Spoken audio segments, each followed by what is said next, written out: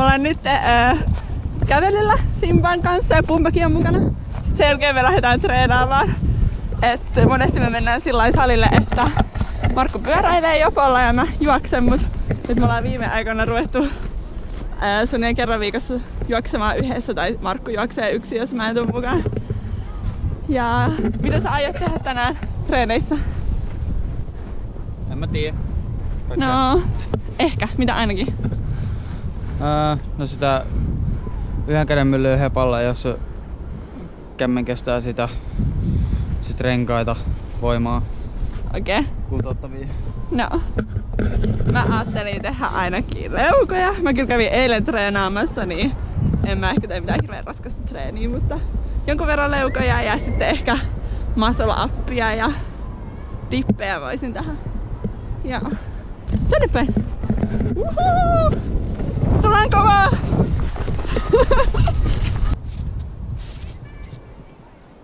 Noniin, jatketaanko? Jatketaanko?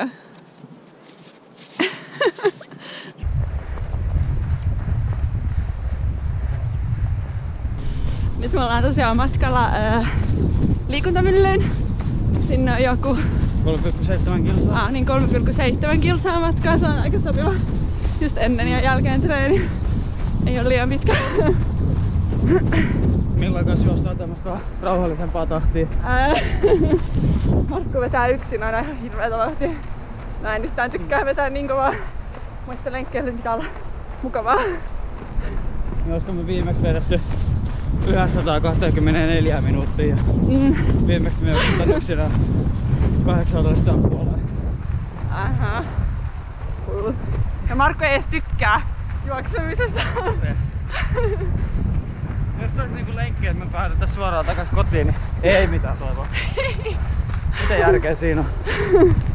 Näin kun sanoit, juoksee salille, siellä treenaa, sitten juoksee takaisin, niin tämmöiseen vielä motivaatio riittää.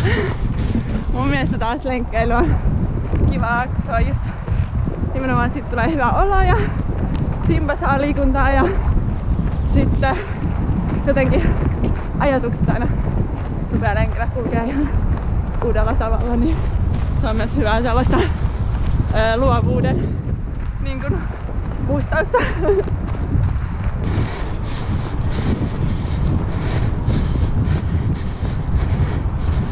Sinne mennään.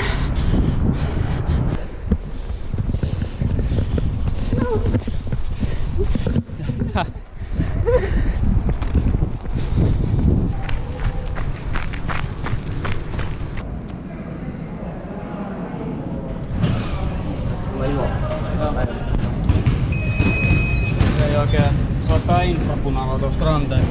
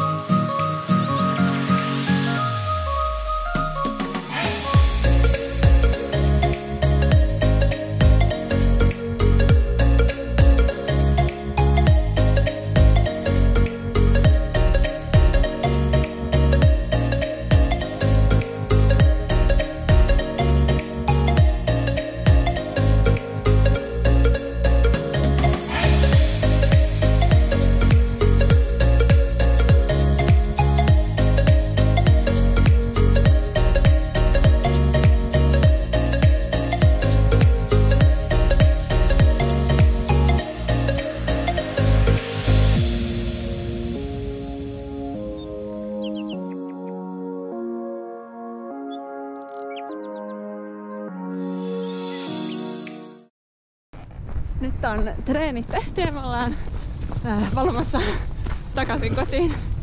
Ei saisi yhtään juosta enää, mutta ei voi mitään. Ja oli ihan hyvä treeni. Sattuuko se olkapäähän? Vähän. Mut Sitä pitää kiusata nyt, että se tottuu taas tekemiseen. Mutta eikö se ole aika hyvä alalla? Oli. Pystyi tekemään ihan renkaallakin helauksen haarna ja vakaa ekaa kertaa. Ja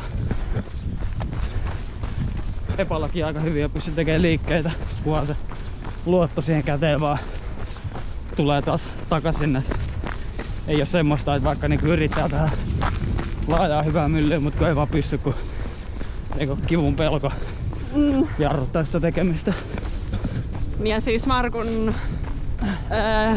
kumpi olkapää? Vasen olkapää leikattiin. Vajaa 6 kuukautta sitten. Niin vajaa puoli vuotta sitten. Eli se vähän niinku vielä toipuu siitä. Hyvin se on kuntoutunut. On ollut hyvä kuntouttaja. Tai siis se on hyvä, kun Marko itekin opiskelee kuitenkin fysioterapiaa, niin sitten se tietysti auttaa siihen omaankin kuntoutumiseen. Niin, ja nyt me aloittaa se päivittäisfysioterapia kuitenkin tuolla salilla niinku aina perjantai-aamuisin, niin ei semmoista ollut silloin vielä silloin 2011-2012, kun toi edellisen kerran leikattiin toi olkapää.